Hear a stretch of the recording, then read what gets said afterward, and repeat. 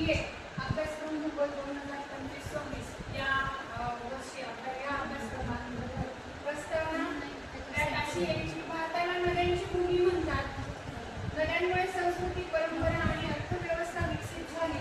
प्राचीन संस्कृती नद्यांच्या काठी निर्माण झाल्या. नद्या म्हणजे जीवनाचा आधार.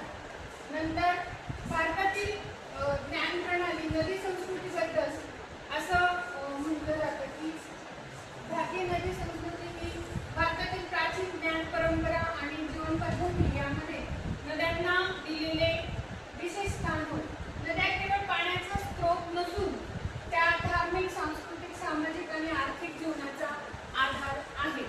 त्याचप्रमाणे पुढे भारतीय नदी संस्कृती यामध्ये धार्मिक महत्त्व, त्याचे सांस्कृतिक महत्त्व, आर्थिक महत्त्व आणि पर्यावरणीय महत्त्व याचं विश्लेषण केलेले आहे.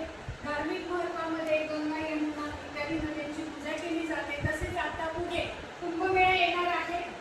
त्या अनुषंगाने नद्या संस्कृतीचं महत्त्व हे वाढलेलं आहे.